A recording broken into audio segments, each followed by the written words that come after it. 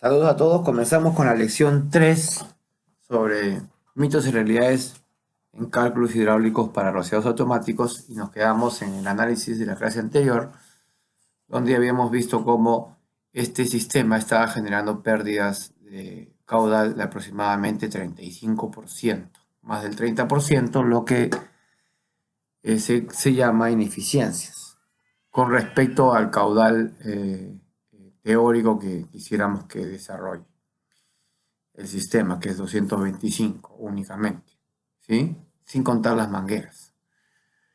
La fórmula detrás de eso es el que hemos tratado en la clase anterior, pero no la hemos presentado, es esta fórmula, ¿no? El caudal a través de un ramal menos exigente se puede calcular conociendo el caudal de descarga y presión especificada por otro ramal más exigente. El análisis se realiza en el punto de balanceo hidráulico, es decir, en el punto en que ambos requerimientos, que son distintos, convergen y se toma como valor de análisis el ramal que exige mayor presión, que es el que va a mandar sobre el que exige menor presión. El cálculo del caudal descargado a cualquier presión puede ser terminado con la siguiente fórmula. Esta se deriva del QK raíz de P o el Q 29.7 veces el diámetro al cuadrado por la raíz de P, que algunos de ustedes conocen. Es el cálculo que pasa a través de un orificio. Y básicamente es que la relación de caudales siempre es constante con respecto a la relación de presiones dado un orificio, dado un factor K o dado un diámetro de orificio. En este caso, lo que tenemos que hacer es despejar Q1. Pasa Q2 al otro lado y tenemos que el cociente de la presión mayor, vamos a suponer que Q1 es la presión, el caudal mayor que yo quiero calcular, es igual al caudal menor que ha pasado como numerador al otro lado, por el coeficiente de la presión mayor sobre la presión menor. ¿Sí? Vamos a ver unos ejercicios para que se entienda. ¿Ok? Acá tenemos 3 ejercicios. Un rociador descarga 28 galones por minuto a 25 psi. ¿Cuál será la descarga de este rociador cuando opera a 36 psi? Intuitivamente una forma de hacerlo, seguramente ustedes mucho lo aplicarían, es sacar el K de esta relación. Pero una forma más directa que a mí me gusta y la que estoy enseñando en este curso es calcular el cociente. ¿Ok? El cociente es, en este caso, el caudal 28 por el cociente de la raíz de la nueva presión 36 sobre la presión antigua. Y el caudal de este rociador va a ser 36 entre 25 por 28, 33.6. Veamos cuál es la otra forma. La otra forma sería sacar el factor K. Esta es más directa. Fíjense que es similar a sacar el factor K. ¿Ok? De K es igual a Q raíz de P. Q es igual a K raíz de P. Despejo K es Q sobre raíz de P. O sea, Q sobre raíz de 5. 28 sobre raíz de 25, perdón. Me da 5.6. ¿Cuánto descarga este rociador? 5.6 a 36 psi. 33.6. Pero fíjense cuánto me demora. Cuando es tan fácil hacer. Por eso yo uso ese método. 28 por raíz de 36 sobre 25. 33.6. En el segundo ejercicio me dicen, un rociador descarga 70 galones por minuto a 25 psi. ¿Cuál será la presión que requerirá para descargar 98? Entonces, en este caso, puedo sacar el K también de acá, ¿no? Que ya sabemos que es un K14. 14 raíz por 5. K K14 por raíz de 25, 14 por 5 son 70. Pero más rápido sería, en este caso, también podemos aplicar, pero lo que tenemos que despejar es Q. P. Es el cociente Q1 sobre Q2 por la raíz de P2. Todo al cuadrado. Hacemos lo mismo y es el cociente de 98 sobre 70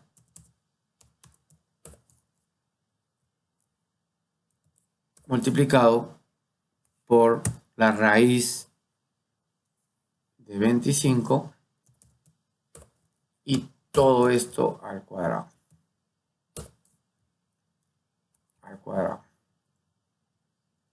Me da 49. Si ya sabemos que el K es 14, vamos a probar. 14 por raíz de 49, que es 7, me da 98 galones por minuto. ¿Ok? ¿Cómo hacemos con el último ejercicio? En el siguiente diagrama, calcular el caudal que fluye por la tubería indicada X, por cuánto fluye por acá. Asuma que la pérdida de presión por fricción es 11 en este tramo y 13 en este tramo, y esa ya incluye las pérdidas provocadas por la T que conecta cada ramal, segundo y tercer ramal, y que todos los rociadores se encuentran abiertos y que tienen el mismo factor K. Obviamente, si estos tres rociadores tienen el mismo factor K, estos tres tienen el mismo factor K, ellos tienen el mismo factor K, estos tres juntos tienen un K constante en cada caso. Entonces podemos aplicar, saber el caudal. Del primer ramal ya sabemos que es 100 galones por minuto a 25 psi. Y sabemos que en el segundo ramal se tienen 11 psi de pérdida, o sea, se tienen 36 psi de presión. Pero yo no sé qué caudal va a pasar ahora con 36. Antes pasaban 100 cuando era 25. Ahora, ¿cuánto va a pasar cuando esté a 36? Pues obviamente es facilísimo. Saco el cociente, le saco la raíz cuadrada a este cociente y este es el factor que se incrementa. 1.2 por 100, 120. Tenemos 100 en el primer ramal, en el segundo a 36, 100 galones por minuto a 25 psi, 120 a 36 psi, y ahora nos vamos al tercer ramal donde se pierde 13 psi. Este es un dato que obviamente no coincide con Hazen-Williams, simplemente he usado a propósito para que me salgan valores exactos, porque ahora ya no es 36, sino es 36 más 11, que es 49, para poder sacar la raíz más fácil. La raíz de 49 es 7. Pero no se pierde, pues 13 psi. Tampoco sé la distancia. Si esta distancia la supiera, de repente sí podría llegar a 13 psi. Pero es hipotético.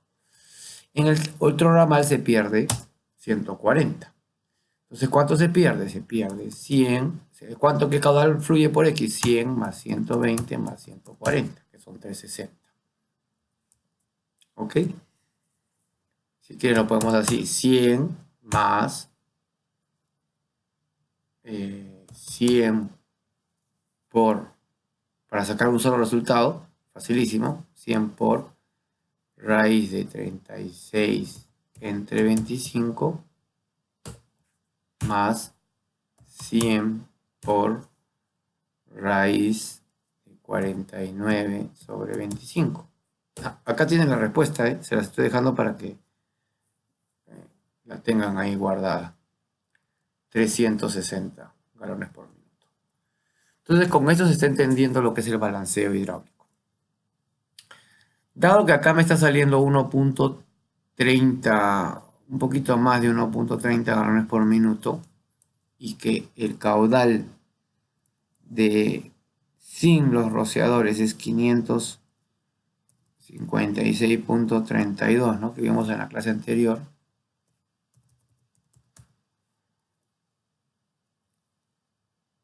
Menos 250, 306.32, vamos a hacer un ajuste en la tabla anterior.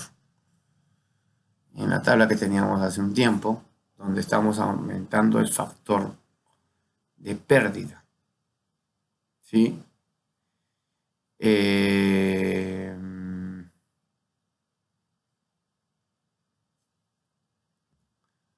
factor de pérdida lo estamos incorporando acá. Ya no es 0.15 por 1500, 225 o 0.10 por 1500, 150, sino estamos poniéndole un factor que en este caso es 1.3. 0.10 por 1500 por 1.3 me da 195. 0.15 por 1500 por 1.3 me da 292.5. Cuando es por punto 2, 390. Cuando es por punto 3 y 2.500 me da 975. Y cuando es punto 4 por 2.500 me da 1.300. Y si hago eso y cambio y dejo lo demás constante, por ejemplo, en este ejercicio, riesgo binario grupo 1, mi demanda con mangueras exteriores es 542.5 galones por minuto. ¿Sí? Y eso está coincidiendo más o menos con ¿cuánto era esto? ¿Cuánto era esto? 556.32 menos 250. 306.30. Ah, perdón. Casi 556 galones por minuto con los 250. Y acá me sale 542.5. ¿Sí? Entre 542.5. Hay 2% de diferencia. Entonces yo les aconsejaría que si van a seguir trabajando con esa tabla, ese cálculo rápido de multiplicar el área por la densidad, por lo menos multipliquen por 1.3 o hasta 1.35. ¿Sí? En este caso está saliendo 1.30 y pico, 32 o algo así. Entonces esa tabla resulta ser la misma que vimos en la primera clase, pero ajustada por un factor de 1.3 que me da valores más reales. No obstante, aún hay problemas que vamos a seguir analizando a lo largo de las clases que vienen. No solamente es pérdida de caudal. Acuérdense que vimos en la primera clase que habían dos efectos: pérdida de caudal y área de cobertura de rociadores distinto. Justamente por eso este análisis lo hemos hecho con un cálculo en el que todos los rociadores tienen el misma área de cobertura. Todos tienen la misma área, y esta no es la realidad. Vamos a ver casos, y eso también afecta mucho al cálculo, cuando los rociadores tienen áreas de cobertura distintas. Y para lograr el área de cobertura tengo que calcular más rociadores de los que yo creo por el simple hecho de suponer que son 200, que es área por densidad. Estoy asumiendo que el tamaño del incendio tiene pocos rociadores, o que la ineficiencia solamente es como consecuencia de la pérdida de caudal, cuando también hay pérdida de caudal porque mi rociador está descargando más agua de la que necesita para apagar el incendio. Pero la descarga porque está recibiendo más presión o porque cubre menos área. Hasta ahora hemos visto más presión. Ahora falta calcular cuando el rociador cubre menos área. Como acá las áreas son parejas, puedo decir que todos los rociadores deberían descargar sobre una misma área. Pero ¿qué pasa si tengo áreas diferentes? Y la realidad es esa. En la realidad, las áreas de cobertura varían de rociador a rociador porque la arquitectura es caprichosa. No es así abierta. Entonces, posteriormente vamos a calcular justamente ese caso. Bien, para pasar a eso, el día de hoy, vamos a tratar, para continuar con el análisis, ya hemos visto el ejercicio de un ramal, con un enfoque un tanto diferente. Lo que vamos a ver el día de hoy es el cálculo estimado de pérdidas de caudal en anillos y parrillas. cálculo estimado de pérdida de caudal en el anillo de parrillas. Lógicamente acá no podemos hacer cálculo manual, tenemos que usar software, ¿ok?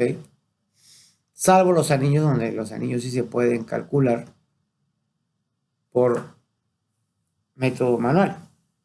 Y acá estamos viendo cómo se comporta un sistema tipo anillo. Vemos que el agua sigue dos rutas. Entonces, ¿cuál es el propósito de un anillo? Repartir el flujo de agua en dos tramos con el fin de reducir las pérdidas de presión por fricción. Para calcular la presión en anillos, hay que calcular el flujo que se divide en el tramo, algo que es muy sencillo cuando ambos tramos tienen el mismo recorrido y los mismos diámetros.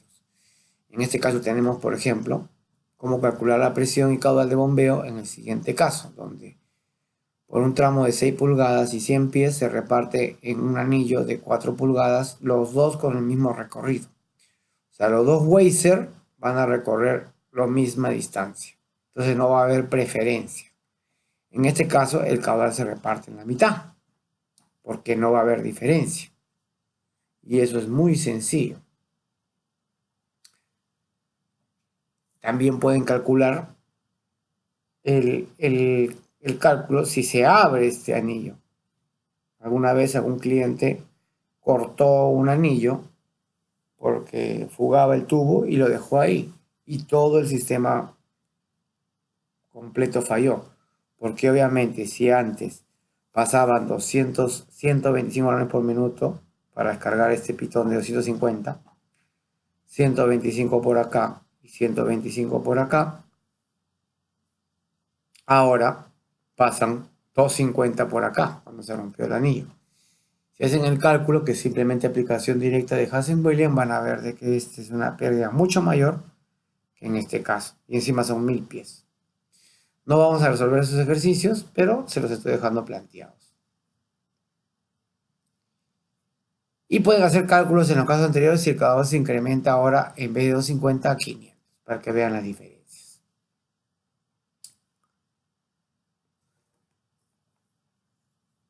Acá les dejo otro ejercicio, pero acá tenemos un problema.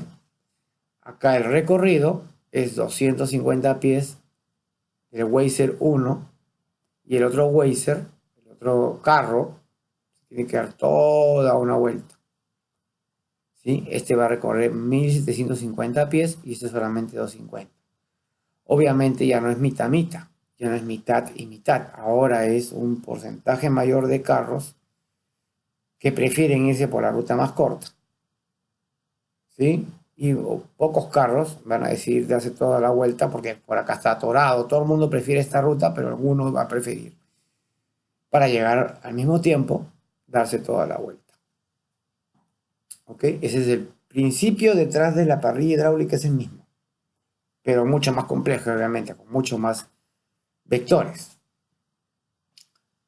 Bueno, es fácil demostrar que partiendo de la pérdida de presión por fricción de Hazen-Williams, esa es la fórmula Hazen-Williams, para una pérdida de presión constante, acá la pérdida de presión en este tramo es constante con respecto a la pérdida de presión en este tramo, porque en este punto la presión es la misma. Si salieron 100 de acá y acá hay 90, se perdieron 10 acá y se perdieron 10 acá.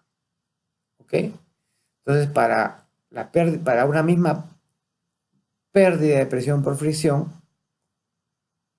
para diferente caudal, el mismo coeficiente de fricción, porque supuestamente las tuberías son las mismas, y el mismo diámetro y longitudes diferentes, ustedes aplican, pueden derivar fácilmente, eliminar cuando hacen una fórmula de PF1 contra PF2, Q1, Q2, C1, C2, D1, D2, L1, L2, igualando, se van a ir los diámetros, se van a ir los coeficientes y se van a ir las pérdidas de presión por fricción. Y la otra fórmula que tienen es que el caudal total es igual a la sumatoria del caudal 1 más el caudal 2. Derivando todo eso, que es muy sencillo, lo pueden hacer, les sale esta fórmula. El caudal que pasa por una tubería cualquiera va a depender del caudal total sobre el cociente de las longitudes distintas caudal que pasa por esta tubería con respecto al caudal que pasa por la otra tubería a la punto 54. Esto no es más que la inversa de la derivación que se hace de esta fórmula. Entonces, no quiero rayarlos con fórmulas, pero básicamente con esta fórmula podemos calcular, resolver este ejercicio. Si les provoca, háganlo. Puede venir los que deseen, los que saben que van a ser calificados, pueden hacer el ejercicio. Este ejercicio va a ser parte del entregable que tienen que entregar los que han aceptado ser calificados. Entonces, eso se lo dejo como tarea para que calculen la pérdida de presión por fricción usando esta fórmula. Bien. En la fórmula anterior, L1 y L2 asumen que el diámetro de los dos segmentos de tubería son los mismos. ¿Sí? Pero hay anillos en los cuales puede haber cambio de diámetros.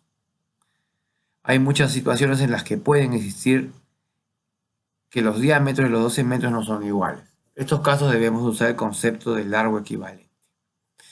Entonces les dejo acá la fórmula para el largo equivalente, donde el largo equivalente de tubería es el largo original, el que manda el plano, del segmento de tubería, sobre el cociente del diámetro equivalente de la tubería sobre el diámetro original, por el factor C equivalente sobre el factor C original. ¿Ok? Todo de la 1.85. Es un poquito más difícil de entender, pero para calcular el diámetro equivalente podemos usar este ejercicio. ¿Cuál es la equivalencia de una tubería de 3 pulgadas cédula 40 que tiene diámetro interior 3.068 con un factor C120 contra una tubería cédula 40 de 4 pulgadas 4.026 de 1000 pies de largo con factor C120? O sea, quiero convertir una tubería cédula 40 de 4 pulgadas de 1000 pies de largo con C120 a su equivalente en pies de tubería de 3 pulgadas. Lógicamente, tienen que ser, para que se logren las mismas pérdidas, tienen que ser una longitud o un largo menor a 1000 pies, porque esta tubería pierde más presión por pie. ¿Sí? Entonces aplicamos la fórmula 1000 pies entre el cociente de los diámetros que hay entre ambas, a la 487, entre el factor, que en este caso es 120, esto se elimina. Y me va a salir 266 pies. Quiere decir que 1000 pies de tubería de 4 pulgadas son equivalentes a solo 266 pies de tubería de 3 pulgadas. Esto, si ustedes lo meten en su máquina como una fórmula, les permite saber, tener una idea de la escala en que se mueve un diámetro con respecto a otro. O sea, una tubería de 3 pulgadas es 26.62% menos eficiente en cuanto a pérdidas que una tubería de 4 pulgadas. También me sirve para calcular presión con anillos de diferente diámetro. Por ejemplo, no lo vamos a hacer porque es más complicado. Y la verdad que ya ni me acuerdo cómo se hace, pero se aplica. Si yo tuviera esto en 2,5 y esto en 4. O al revés, esto en 2,5 y esto en 4. Entonces tengo que convertir todo a diámetro equivalente. Ya me estoy acordando. Entonces yo quiero que mejor todo esté en diámetro equivalente, convierto este de 2,5 como si fuera de 4. O convierto este de 4 como si fuera de 2,5. Usando este principio. Y cuando ya usé este principio de acá, y ya lo convertí, voy a llegar a un resultado similar a este, y ya lo convierto todo esto como si fuera un anillo equivalente. O sea, con todo el mismo diámetro, y paso a usar esta fórmula. Entonces son dos pasos. El primer paso es convertir ese tubo que estaba en 2,5 a 4 para que sea todo equivalente. Lógicamente, si esto era de 2,5, su equivalente en 4 sería mucho más pies, ¿no? Esto es 2,5, 1650 pies. Entonces, en 4 pulgadas serían mucho más pies, ¿no? Esto tiene una vuelta más larga, ¿sí?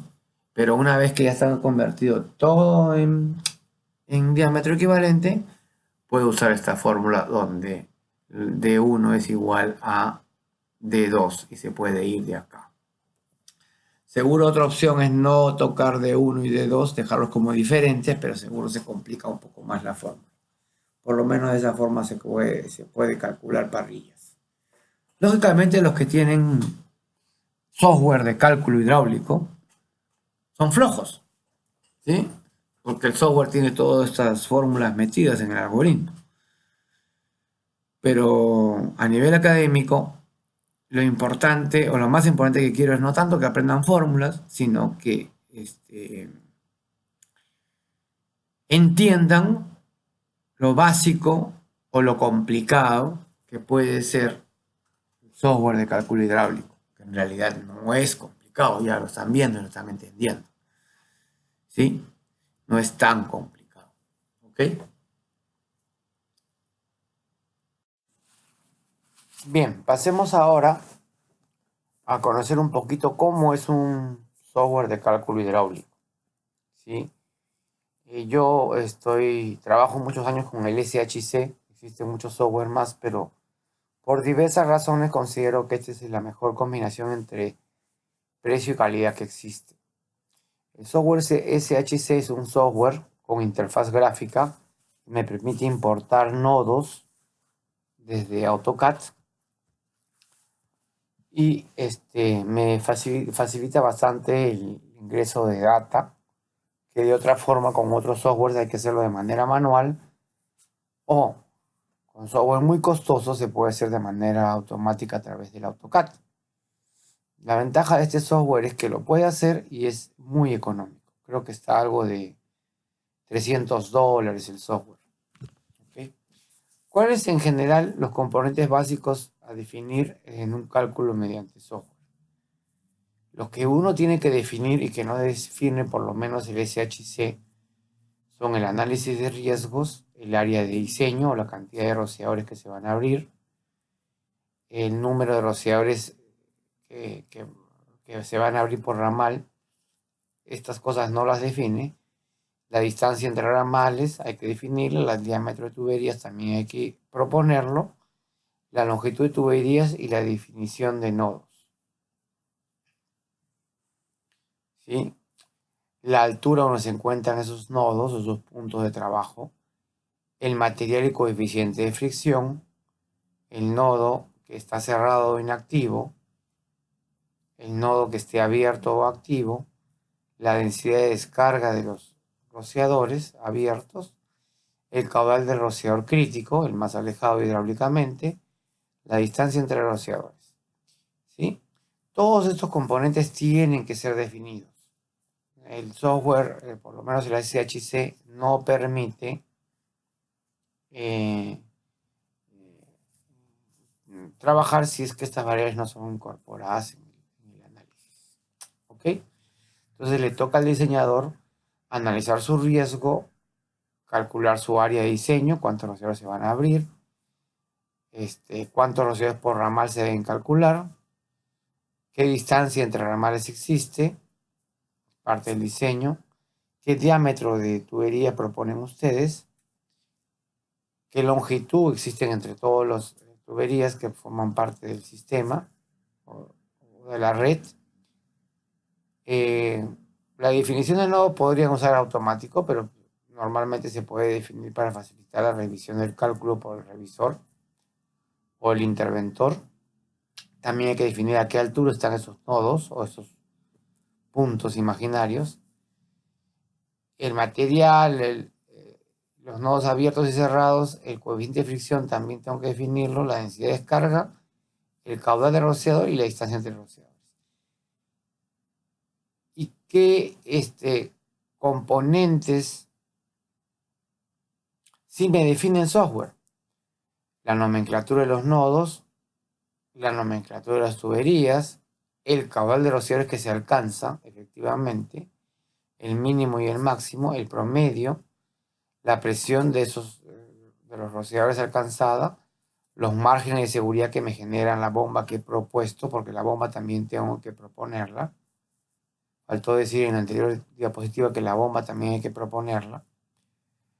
La velocidad en cada tramo, me entrega el software, la velocidad máxima, la demanda de flujo del cálculo, cuál es el caudal, la presión y la oferta de flujo que me entrega la bomba y la presión. ¿Sí? Demanda de caudal y presión, oferta de caudal y presión. Con lo cual puedo comparar qué márgenes de seguridad tiene mi sistema. ¿Ok? Básicamente esa es la portada de un cálculo hidráulico, ¿no? Sí, acá van los datos generales del diseño, el proyecto, el número de plano, la fecha de cálculo, si hay varias áreas remotas, el número de área remota, la ubicación de esa área remota, la clasificación del riesgo, la densidad, el área de aplicación, la cobertura de los rociadores, el tipo de rociador y la temperatura de activación, el número de rociadores calculados, si hay rociadores en rack, si hay demanda de mangueras interiores y exteriores, y me entrega el caudal, en este caso 299 galones, .64 galones por minuto, a 113.76 PSI con un margen de seguridad de 14.52 PSI a un sistema húmedo, ¿no? Mire el nombre del contratista, quién es el nombre del cliente, el nombre del proyectista y quién es la autoridad competente. Ok, y más o menos el cálculo, no sé si es el mismo de la portada, 299, claro. El cálculo me va a entregar esta información. La demanda, ¿cuánto demanda mi sistema? 299,113. Y la oferta que entrega la bomba. La bomba entrega los 299 que necesito, pero a 128. Esto genera un margen de seguridad de 113 a 128 de 14.5 PSI cuando 13 rociadores están abiertos. ¿Ok? Cuando los 13 rociadores están abiertos, efectivamente hay 299.64 galones por minuto y el rociador más alejado hidráulicamente está descargando 17.74 galones por minuto y el rociador más cercano a la bomba, el menos alejado, 25. Acá podemos analizar qué tan dispersos están los valores. En el peor rociador, que es el hidráulicamente más remoto y el que está trabajando en el límite mínimo de densidad, estamos con 17.74 galones por minuto, y en el rociador más pegado a la bomba, o que está sobrepasando el caudal requerido, está descargando 25.63. El promedio de estos 13 rociadores está descargando 23.04. Y la velocidad máxima encontrada es 18.15 pies por segundo, algo así como casi 6 metros por segundo, un poco menos. ¿Ok? En este caso no hay ninguna demanda de mangueras descargada al momento del cálculo. Cero. No se está usando presión de velocidad, se está usando la forma de Hansen-Williams y el cálculo lo ha hecho en 0.09 segundos. Mire qué rápido lo pueden hacer. Lo puede hacer el software. Entonces, para un poco comparar los resultados del software, podemos ver, por ejemplo, que si la descarga es 299.64 y se han abierto 13 rociadores, el promedio es 23.04, que es exactamente lo que tenemos acá. 23.04 PSI. Entonces, básicamente, acá les dejo los datos que he explicado. Básicamente, esta es la portada de cálculo inicial.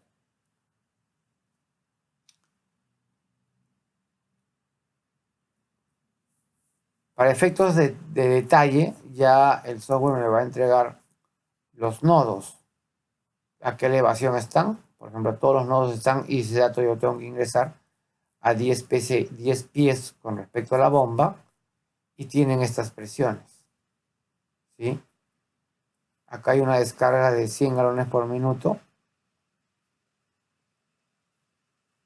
de una gabinete contra incendios, y acá tenemos los nodos abiertos. El nodo 32, 33, 34 y 35 tienen rociadores equipados con factor K 5.6 y están descargando a una presión de 15, 14 y 13 psi, un promedio de 16, 22, 21, 21 y 20 galones por minuto, ¿no? La descarga efectiva, cuando el mínimo ideal que se hubiese querido era 16. Acá vamos viendo que las ineficiencias que están alrededor de 6 galones por minuto por rociador. 6, 5, 5 y 4 galones por minuto por rociador. 6, 12, 4, 6, 6, 5 son 17 y 4, 21 galones por minuto de más. Y acá vemos los otros rociadores, cómo está. Este rociador está 1 galón por minuto más, este rociador 2 galones. Y bueno, acá tenemos todos los rociadores, como están haciendo una descarga combinada de 367, cuando lo que yo hubiese querido, en vez de 367, 299.64 más 100. No sé si pertenecerá todo al mismo cálculo. De repente esta tabla es de otro cálculo. Pero bueno, 367, cuando lo que yo hubiese querido es 16.23 por 1, 2, 3, 4, 5, 6, 7, 8, 9, 10, 11, 12, 13, 14 rociadores. Este es otro pantallazo, ¿ya? 14 por 16.23 me da 227. Yo hubiese querido 227, pero el sistema está trabajando a 367. O digamos 267 porque hay 100 galones por minuto que están saliendo como manguera. 267 entre 14 rociadores trabajando a un caudal ideal de 16.23, perdón, me va a dar la ineficiencia de mi sistema, 1.17. Quiere decir que este sistema ha sido optimizado durante el diseño y hemos bajado el factor 1.3 a 1.17. ¿Sí? Probablemente este sea un sistema de espina y pescado, ramal lateral, ramal central. Si no, las ineficiencias serían menores a 1.17. Entonces, repito, la demanda de este sistema, de acuerdo al área, es 16.23 galones por minuto. ¿Sí? Esa es la la descarga requerida en cada punto. Son 14 rociadores trabajando a 16.23, 227. Eso es lo que hubiese querido. Pero lo que yo tengo es 267.16. Este cociente me va a dar la ineficiencia de mi sistema, que es 1.175, 1.18. Bien. Entonces, esto se tiene que medir y eso se va llevando como una bitácora para que cuando hagamos nuestros futuros proyectos y queramos precalcular, tengamos índices de referencia que de acuerdo a la tipología del diseño me vayan diciendo. Llega una experiencia que ya al ojo, uno al mirar la arquitectura del proyecto, puede más o menos calcular la ineficiencia para cada caso. ¿Sí? Y decir, en este caso 1.3 es mucho, puedo bajar a 1.2. Y en este caso está complicadísimo, tiene demasiado recoveco. Demasiado recoveco es una palabra peruana. Esta charla la escuchan internacional, así que tengo que tener cuidado con los comentarios, con la jerga. Mucho espacio pequeño, mucho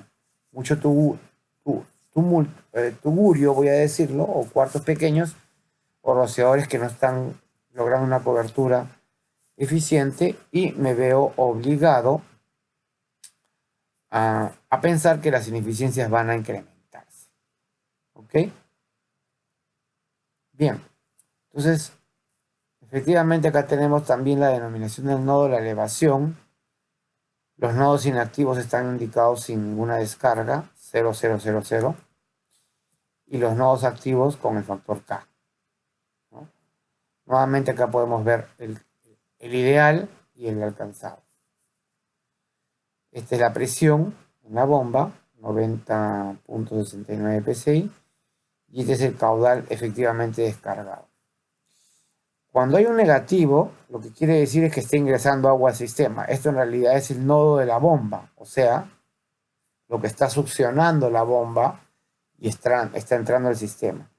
Cuando yo les hablaba de que se tiene que lograr el cero perfecto absoluto, me refería a esto. Si ustedes suman 100 más 22 más 21 más 21 más 20, más todos estos valores, y le quitan el negativo, le va a dar un cero perfecto. ¿Por qué? Porque el sistema está balanceado. Eso me demuestra que este cálculo ha sido correctamente balanceado por el software y todas las iteraciones han logrado alcanzar el equilibrio perfecto. Bien, acá también tenemos otra plantilla donde vamos a ver con más detalle todos los tramos, ¿no? Acá hemos visto nodos, análisis de nodos, y acá vamos a ver el análisis de los tramos. Acá sí se puede ver con detalle el comportamiento del flujo en cada sección de tubería. Vamos a aprovechar para corregir el comportamiento por comportamiento. No tiene que ver nada con nada mal escrito. Acá tenemos el factor K del rociador activo, ¿sí? O los rociadores, todos los rociadores que están instalados. Tenemos los nodos. El software define dos nodos y un pipe. Por ejemplo, en este caso, el nodo M32 al M25 está compuesto por el pipe M28. Esta nomenclatura la pueden cambiar, es un poco enredada, es automática, pero la pueden variar, lo pueden hacer manualmente o lo pueden poner otra lógica de diseño, ¿no? Pero yo generalmente no lo toco, prefiero imprimir el plano y que no sea tan laborioso. Y simplemente para mí el tubo 28 está compuesto por, inicia en el vector o en el nodo 32 y termina en el nodo 25. Está una elevación ese tubo de 10.8. El nodo 32 tiene un rociador, está a 5.6, descargando 22 galones por minuto. Está conectado a un tubo en un cuarto, que tiene un diámetro interior de 1.38 pulgadas. Tiene una T, que es equivalente a 6 pies. Y esa T tiene una longitud equivalente de 6 pies. Y la longitud de este tramo de tubería es 1.9 pies.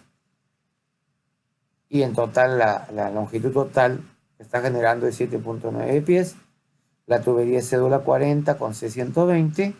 Y a la pérdida para este caudal de 22 galones por minuto es 0.246. El caudal que continúa pasando por el tubo, el tubo M28, es 58. Lo que se queda es 22. ¿Sí? La presión que existe actualmente en el nodo 32 es 15 y la que habría en el 25 es 17. Lo que quiere decir que hay una pérdida de presión por fricción de 1.9 a una presión de velocidad 1.042 y una velocidad. Si bien no calcula presión de velocidad, te da la presión de velocidad a una velocidad de 12.14 pies por segundo que está circulando el agua. Esto mismo va haciendo con todos los demás vectores, ¿sí? Acá le dejo el indicativo, caudal descargado es el Q chiquito, caudal transportado es el Q mayúscula, Q grande, diámetro nominal, diámetro interior, las conexiones, la longitud de tubería, la longitud de conexiones, la total. El factor C del tubo, C120 en todo, cédula 40.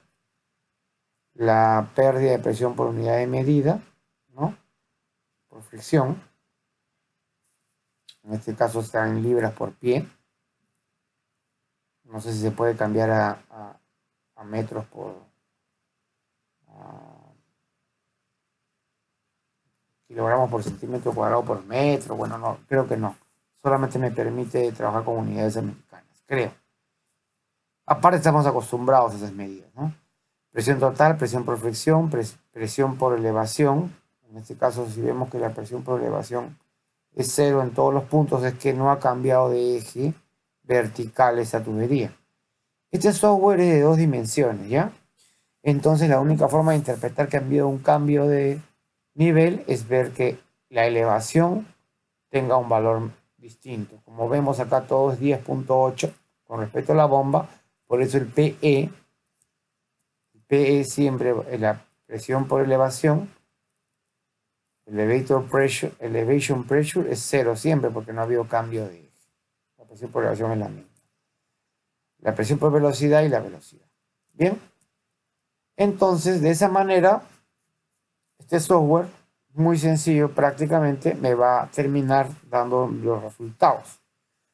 Para este caso, que no sé si será el mismo que el anterior, creo que he agarrado cualquier resultado y los he combinado en esta presentación.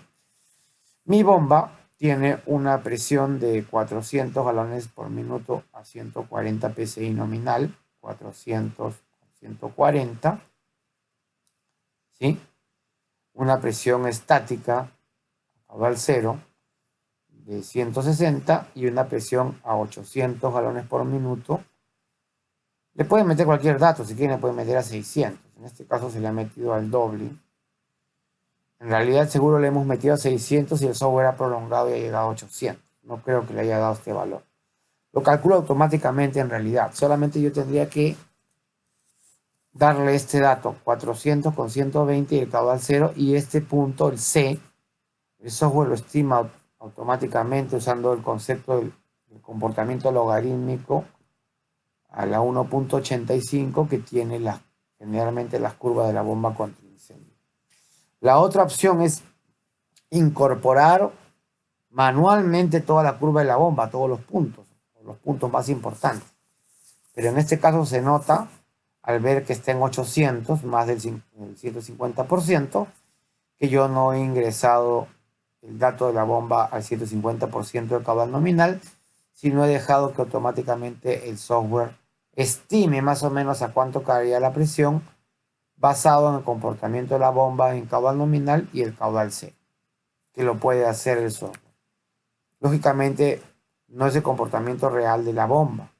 Es escala 1, es un comportamiento de la 1.85, que es el que más o menos se espera en un comportamiento teórico basado en Hazen-Williams, el famoso factor 1.85.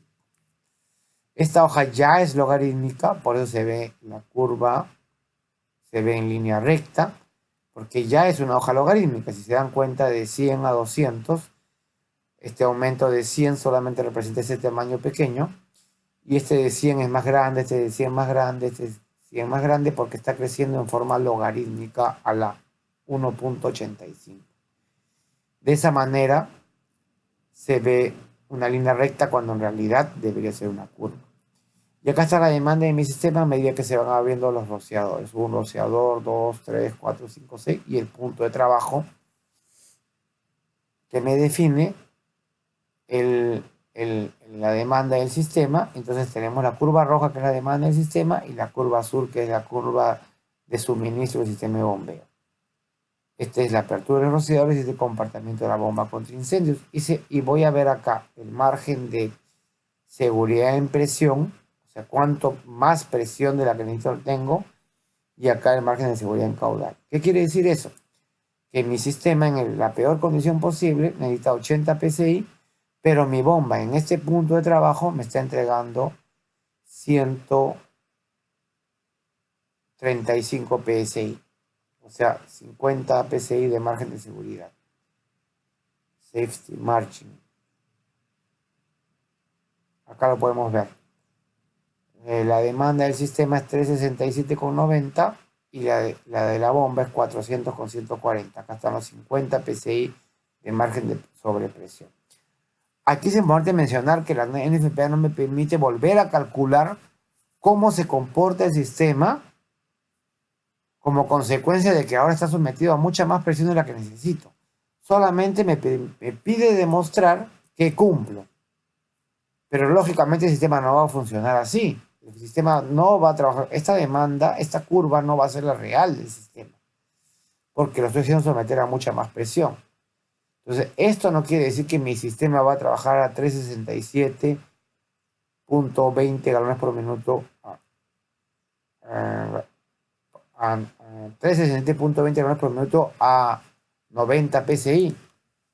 Va a trabajar con mucho más caudal y con la presión que puede entregar el sistema. Probablemente el ajuste se termine trabajando en un punto por debajo de 90, perdón, por debajo de 140, pero este caudal por encima de 360, un punto por acá. No le voy a explicar eso porque los voy a confundir, pero básicamente esto es solo para demostrar que mi sistema cumple porque tiene margen, pero no es el comportamiento definitivo del sistema al momento que se abran los 14 rociadores o los que fueran para este cálculo que no lo sé porque es un pantallazo de cualquier cálculo que he hecho. Entonces acá esta curva lo que me está diciendo es dando un análisis comparativo de los posibles riesgos de incendio y los requerimientos hidráulicos del sistema de bombeo contra incendios en base a ese riesgo. Recuerden por favor nuevamente que este no es el comportamiento del sistema, sino una demostración de cómo tengo margen de caudal y de presión suficiente, margen de 50 psi y un supermargen de caudal, o sea, la bomba estaría en 700 y pico galones por minuto, cuando yo solamente necesitaría, potencialmente, ¿no? A esta presión, cuando yo solamente necesitaría 370 galones por minuto. O sea, la bomba potencialmente podría alimentar a más rociadores. Entonces, eso es lo que me pide el NFPA. No me pide saber cómo va a funcionar el sistema, sino demostrar que va a funcionar y que hay margen. ¿Ok? Margen de seguridad en caudal, margen de seguridad en presión. Bien, en la próxima clase vamos a comenzar a ensayar cálculos con software, ¿sí? Para poder comparar cómo funciona o cómo son las pérdidas de caudal en parrillas hidráulicas. ¿Sí? Eso nos va a forzar toda la clase siguiente a... No vamos a hacer cálculo hidráulico, pero les voy a enseñar en qué orden van esas pérdidas de caudal, comparando resultados de cálculos hechos con ramales centrales, como el que les estoy mostrando acá, en diversos diámetros, con los mismos resultados usando parrillas. Para todos usando un mismo ejercicio o un mismo problema, un mismo riesgo. Y vamos a mostrar muy interesantemente cómo la parrilla bien diseñada, primero que la parrilla es el método más eficiente para diseñar riesgos altos y grandes como el que estamos mostrando acá. Esto es una locura hacerlo con una espina de pescado como está mostrado en este gráfico. Y lo segundo que vamos a demostrar es qué tan importante es la definición de los diámetros en el cálculo hidráulico de un sistema de rociadores y cómo se pueden optimizar esos valores. Vamos a comparar el uso de parrillas de diversos diámetros con el uso de anillos en diversos diámetros. Eso será para la próxima clase, en la que vamos a hacer todo un estudio, o les voy a mostrar todo un estudio que he hecho para un mismo riesgo, que es este riesgo compuesto por estas características, y cómo este riesgo se puede proteger de muchas formas y cómo vamos a obtener resultados totalmente distintos con respecto a un caso, a un tipo de tendido y a otro tipo de tendido. Y bueno, eso es la próxima clase. Muchas gracias por escucharme y nos estamos viendo en la próxima oportunidad.